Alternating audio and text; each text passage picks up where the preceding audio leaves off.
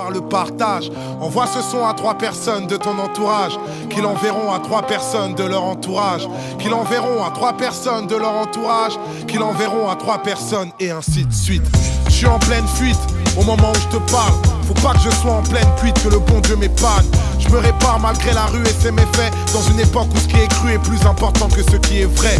Tout ce qui m'effraie, c'est le refrain que nos légendes gênent. L'ultime séjour, les mauvais jours pour les gens que j'aime.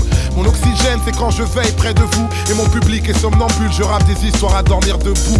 Alors je me bouge entre des dalles et cris de colère, entre étoiles et vies de poèmes, entre meilleurs freestyle et pires poèmes. On va parler un peu d'amour. Contrairement à toi, à 90% des rappeurs, tu parles beaucoup d'amour, tu prônes l'amour carrément. Ouais. Est-ce que c'est important de le faire? C'est important, ouais, c'est important. Moi, de toute façon, ça fait longtemps qu'on se connaît et qu'on se suit, etc. J'ai une espèce de... Ça doit être une qualité, sans doute peut-être un défaut. C'est que moi, j'aime bien être à contre-pied. Et souvent, j'aime bien faire le truc, tu sais, les gens ils t'entendent à gauche, faire à droite ou quoi que ce soit. Tu sais, à l'époque, moi quand je suis arrivé à l'époque avec mon Street CD, les gens ils disaient, ouais, quand j'ai repris le morceau de Diams là, en Anti-Vénus, ouais, tu peux pas faire ça. Tu vas faire un morceau sur un piano, tu reprends Diams, le gars il est cocu, le fais pas. J'ai fait. À l'époque, quand je devais faire Popstar, les gens ils me disaient, ouais, non, le fais pas, je l'ai fait. Là, on m'a dit, ouais, appelle pas ton album Négritude, je l'ai fait. Donc moi, t'as vu, voilà. Et t'as vu, c'est tellement l'époque où en fait, en vrai, faut être en mode. Comme disait quelqu'un, ouais, t'as vu, le truc est, t'as vu maintenant, t'as vu, moi en ce moment c'est sombre, t'as vu Talket, etc. Mais moi j'ai pas envie d'aboyer avec les loups, contre-pied. C'est justement la séquence, elle est, si la séquence elle est sombre, comme j'aime bien dire, si la séquence elle est sombre, j'ai envie de faire du rap lumineux. Sinon ça sert à rien, genre c'est les ténèbres et moi en fait en vrai j'arrive, je ramène encore mes ténèbres ou quoi que ce soit. Non, c'est des choix qui m'ont des fois. Ça m'a coûté cher parce que ça m'a pas toujours fait avancer. À l'époque déjà de mon Street CD, les gens ils disaient ouais t'as vu en ce moment c'est le rap rude, Youssoupha il arrive, éternel recommencement, et nanana, ça va pas aller loin, etc. Et c'était chelou et effectivement sur le début c'était compliqué. Mais c'est des choses que j'ai assumées. Donc aujourd'hui quand je dis ouais vas-y c'est bon, vous avez tous fait les tendus, maintenant c'est bon, love music. Et puis même, je pense même à un truc. Ma vie, ça va, elle est bien. Elle est très très bien. Frère, je gagne de l'argent, je fais le tour du monde, je sors des disques, j'ai un public. Enfin, il se passe des trucs de ouf dans ma vie. Ça serait un tout petit peu mytho de dire aux gens ouais, t'as vu, vos vies, elles sont mortes et vas-y, on va tous crever, moi le premier. Non, t'as vu, je leur dis une réalité des choses. Je dis par quoi je suis traversé, ce par quoi je suis passé.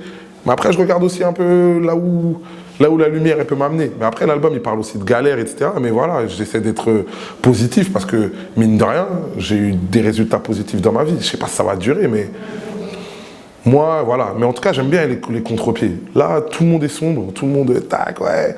T'as vu, en ce moment, il n'y a que des albums, carrière, trucs et tout ça, l'envoi. Non, ça n'a aucun intérêt. Tu veux que je fasse la même chose, ça sert à rien.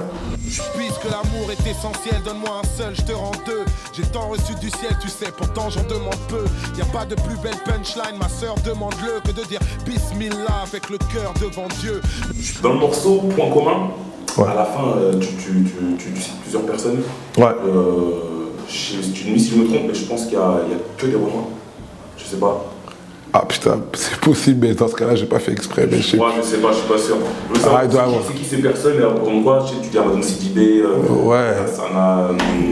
Alassane Konaté. Ouais. Ouais, en fait, en vrai, Point commun, c'est une chanson. Franchement, c'est une chanson d'ambition.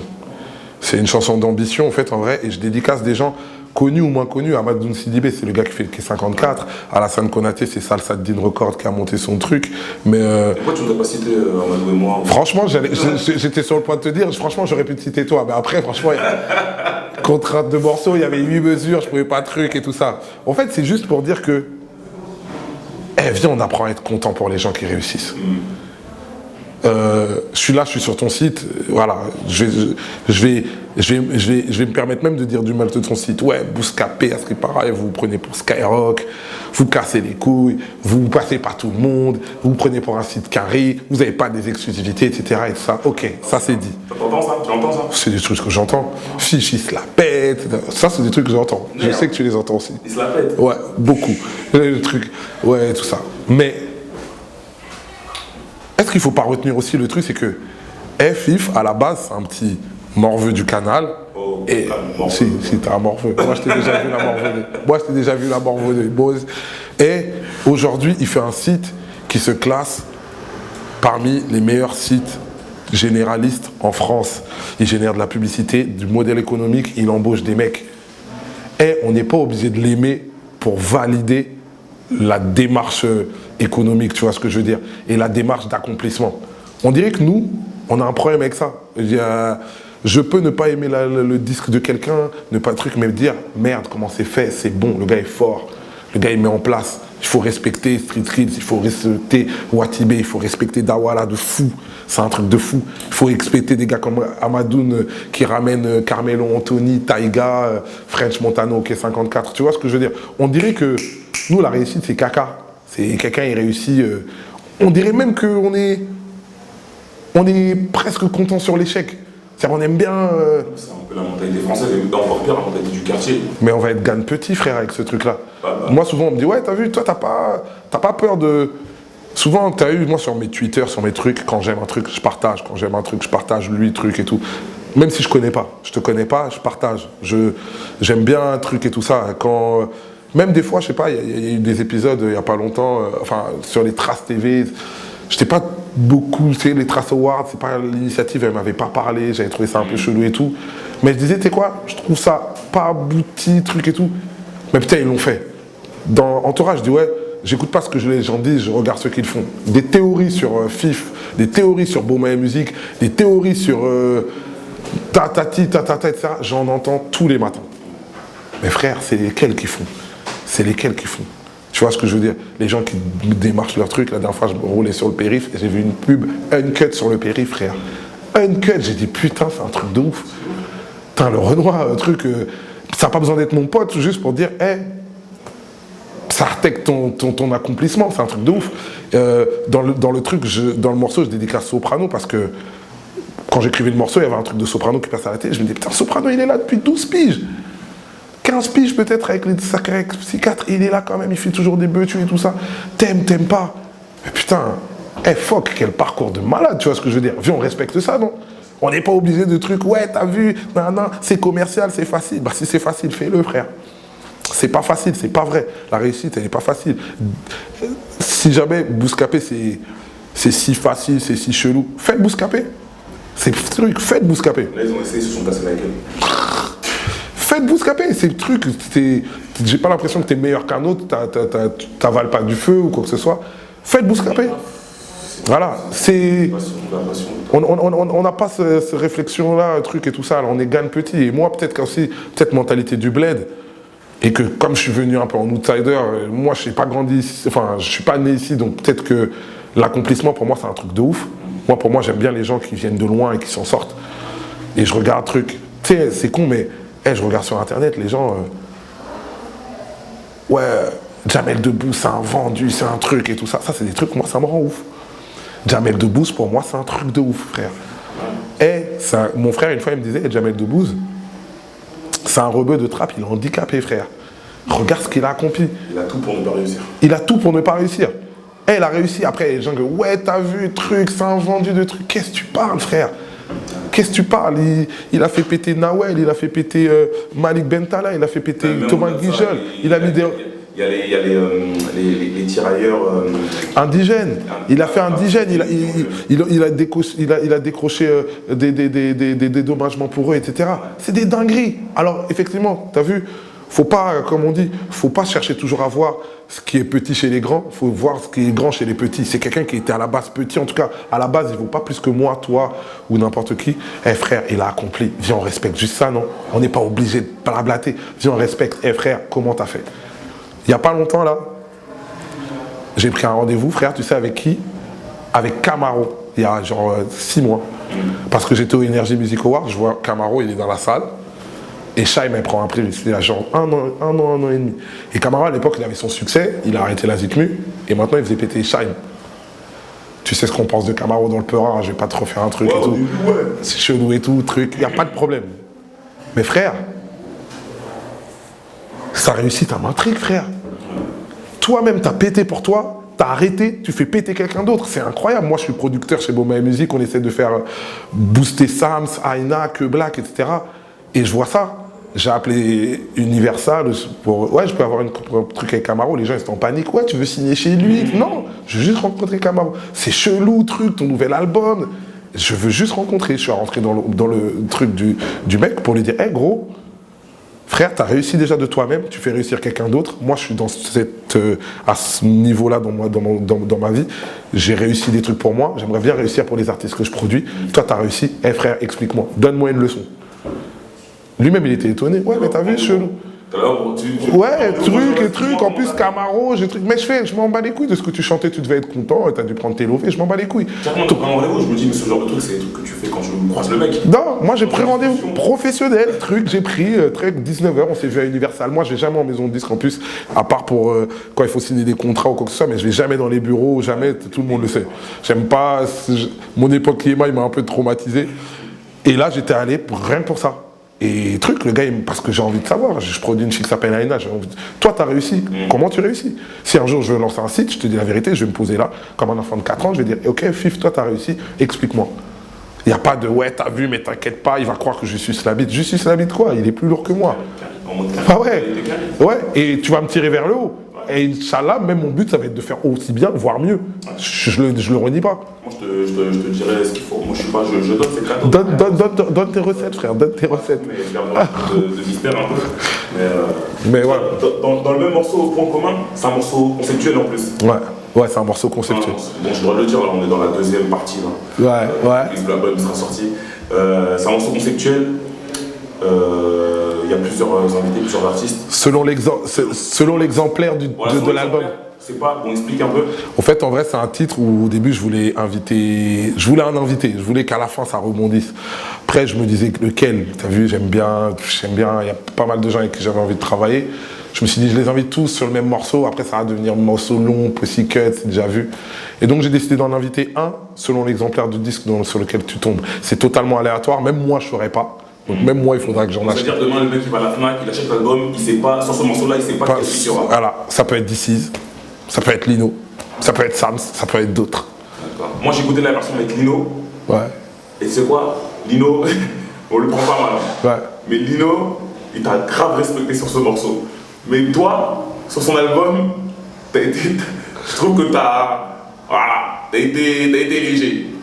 Le morceau était léger. Le morceau était léger. T'as fait sur son album. Le morceau avec Lido, franchement, il est léger. Mais le morceau, il est léger un peu. On parle de sur son album là. 7 milliards sur Terre. Voilà, ouais. Celui-là. Mais c'est un morceau léger un peu. Ouais. Il est un peu. Il est un peu libellule le morceau. Ouais. On est d'accord. Mais c'est pas la première fois que je pose avec Lido. On avait posé ensemble déjà sur Street Lourd. À l'époque, les gens disaient que j'étais allé fort. Mais non, il m'a respecté. Mais parce qu'attention, Lido, est-ce que Lido, des fois, il est pourri? C'est ça le truc. Il est jamais pourri, le mec. Non, il est jamais pourri. Mais là, il a fait le taf. Mais moi, t'es un peu méchant avec le truc. Lui, il était satisfait.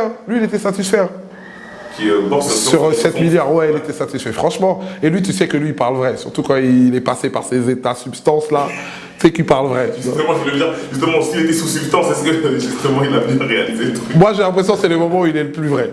C'est le Borst que je connais, c'est comme ça qu'il est. T'as fait un putain de morceau que. De toute façon, tu sais, je vais t'en parler, ça, tout le monde doit t'en parler, c'est Chansons françaises. Ouais. Et pour moi, franchement, c'est le morceau. Après demain, c'est moi le morceau le plus technique du rap français, franchement. Ah, c'est lourd ce que tu veux. Il est technique. Ah, il est technique. Je vais pas te mentir. Je vais pas faire la fine bouche. Il est technique de ouf. Comment t'as fait déjà pour avoir l'idée et pour. Ben, l'idée, elle est venue un jour. J'étais. En fait, sur le morceau Public Enemy que j'avais enregistré bien avant de finir l'album, et à un moment, je fais un petit passe-passe avec Notorious Big, genre. genre sur 2 mesures. Je kiffe quand passe même avec Biggie Small. Et du coup, on a kiffé le truc et tout. On était avec Sams en studio. J'étais beaucoup avec Sams parce que lui, il prépare son album et moi, je prépare le mien. Et du coup, on se disait, viens, t'as vu, c'est bien les rappeurs carrés, mais il faudrait le faire un jour avec un rappeur français. Mais je me suis dit pareil. Je me suis dit, ouais, mais lequel emblématique on va prendre et tout. Ça m'a l'air compliqué et tout. Après, je me suis dit, mais vas-y, viens, on le prend plein. Et on s'est dit, ouais, tu sais quoi, viens, on va essayer de pas tricher. Viens, on va prendre vraiment des gens, des vrais acapellas. Par contre, j'ai décidé de pas tricher. On va prendre des acapellas. Et au fait, moi, je vais adapter tout un couplet avec des acapellas qui interviennent. Après, je me suis dit, il faut que le couplet soit fluide. Il ne faut pas que ça paraisse juste nanani, nanana, nanana, c'est trop. Un morceau. Ouais, exactement. Ça soit fluide comme si je l'avais écrit. Non. Et il y a eu Nodet qui. En fait, Nodet, il est celui qui a fait la prod. Il fait la prod, il est ingénieur et il est fan de rap français. Et je crois que c'était le mec qu'il fallait pour ça. Je te cache pas, j'ai galéré, j'ai même lâché l'affaire parce que c'était trop compliqué, frère. Placer les faces des gens pour que ça fasse fluide. Exactement, qui est quand même de. Cohérence et tout ça. Je lâchais l'affaire au moins.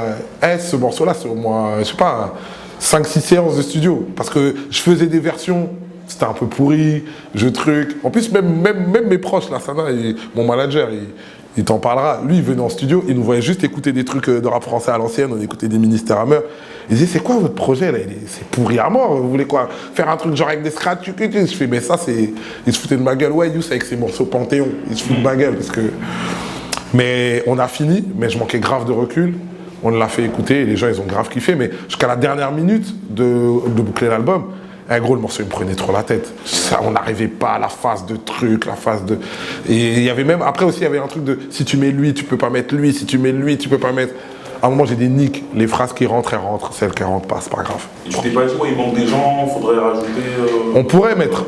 Il est court, il est bon, mais il est court. Il est court parce que il y avait pas plus, on n'a pas trouvé plus de matière qui était exploitable. Après, par contre, la petite frustration que j'ai, c'est que tu as vu, j'aurais bien aimé mettre plus de gens de la nouvelle génération, mais comme je suis parti que d'acapella, la nouvelle génération, il n'y a pas d'acapella. En fait, on a samplé des vinyles, des trucs à l'ancienne et tout. La nouvelle génération, il n'y a pas d'acapella. Et comme ça me cassait les couilles que ça soit un morceau genre le rap, c'est mieux avant. Moi, tu as vu les trucs de le rap, c'était mieux avant. Ça me casse les couilles comme pas possible. À la fin, je me suis dit, ouais, je vais placer... Moi, je suis fasciné, enfin, je m'intéresse beaucoup à ceux qui font du Peura, qui n'ont pas sorti leur premier album, et je me suis dit, tous ceux qui n'ont pas sorti leur premier album, moi je vais sortir mon 4e, mais tous ceux qui n'ont pas sorti leur premier album et que je connais, et donc qui m'ont retenu l'attention, ben, je vais leur placer une dédicace pour que ça soit un morceau, je ne vais pas dire héritage, parce que ça fait bidon, mais pour que ça soit un morceau, pas seulement pour les anciens ou trucs et tout, parce que même les plus jeunes, voilà, ils sont là-bas, quoi. Parce qu'en plus, à la fin, c'est dans ce morceau-là où à la fin, tu dédicaces toutes les générations. J'en ai sûrement oublié, je suis désolé, mais voilà, histoire d'eux, pour que tout le monde se sente associé au morceau. En plus, ce morceau, tu l'as apprécié, tu l'as appelé chanson française. Ouais. Tu bien gardé de l'appeler rap français. Ouais, parce que ça va être trop facile. La chanson française, donc pour toi, le rap, c'est la nouvelle chanson française. C'est nous la chanson française. Des fois, je vois encore des débats, même de nous, hein. Franchement, on va même pas revenir sur comment on est considéré par certains médias, le truc et tout ça, ça a été dit. Mais nous-mêmes, des fois, je vois, ouais, t'as vu ça, c'est commercial, t'as vu, il faut être underground. Frère, l'underground du rap, il est mort, frère. À partir du moment où Section d'Assaut, ils faisaient le Bercy, à partir du moment où des mecs comme moi, on fait des zéniths, à partir du moment où en indépendant, on fait des disques de platine, à partir du moment où Jules, ça cartonne, que Soprano, il fait le tour des plateaux, c'est faux, frère. L'underground, ça n'existe plus. Le rap, c'est une putain de musique populaire et c'est de la chanson française. C'est le rap et la musique préférée des Français. Ça serait un bon titre de bouquin, ça. Quelqu'un y a pensé? C'est vrai, c'est un putain de titre, ça, comme. Audacieux un peu. Pas mal. Mais pas mal. Mais ouais, tu vois ce que je veux dire, ça sert à rien de se mentir ou quoi que ce soit, frère. Quand je finis ton interview, là, j'enchaîne chez Ardisson, c'est pas vrai, on n'est plus underground, c'est fini. C'est tout droit de l'underground. Tu te rappelles des bails de Cut Killer, c'est fini. Là, maintenant, c'est pour ça que moi, je milite grave pour qu'on ait des modèles économiques. Parce que, pour moi, le challenge culturel, on l'a gagné. C'est-à-dire que c'est bon, on avait dit que c'était une musique éphémère, tout ça, ça fait 25 ans. Mon seul problème que j'ai, t'as vu, ça rejoint un peu ce qu'on se disait tout à l'heure pour Point commun, etc. C'est que On ne veut pas se mettre en place. Nous, on est encore petits joueurs. On est encore là à se jalouser à des petits niveaux. Au lieu d'aller chercher à prendre la place du mec qui gère M6 Music Black, ou le mec qui gère Génération, ou le mec qui gère Skyrock, ou le mec... Non, nous on se dit, t'as vu, pourquoi lui il a Planète Rap et moi pas moi? C'est encore nos débats. Pourquoi lui, t'as vu, il a des vues sur Bouscapé? Pourquoi lui il est en TT France? Ça c'est ça nos débats.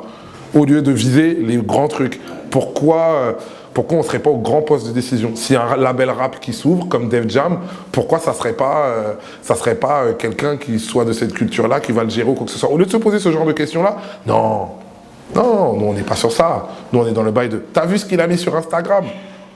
Tiens, ça, c'est épaisseur de ouf. Ah, franchement, t'as vu Bouscapé, il se la pète parce qu'ils ont une nouvelle présentation des commentaires. T'as vu, il y a un débat sur un forum. C'est super intéressant, ça. On est dans une matrice, frère. Des fois, je pète un câble. Viens, on grandit un peu. C'est bon, le rap, on a 25 ans en France. Quand on ne prend pas nos lovés, que ça génère notre industrie,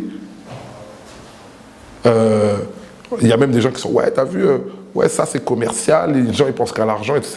Mais j'espère que les gens qui font du rap, ils pensent à l'argent. Parce que si jamais ils pensent pas à l'argent, c'est-à-dire que si Black M, ils vendent des disques, ou je sais pas, à la MZ, ou je sais pas qui, ils vendent des disques, ils réussissent et que eux ils prennent pas leur argent, Skyrock va le prendre, lui. Énergie va le prendre. TF1 va le prendre. M6 Black va le prendre. L'Assassin va le prendre. Alors c'est bien.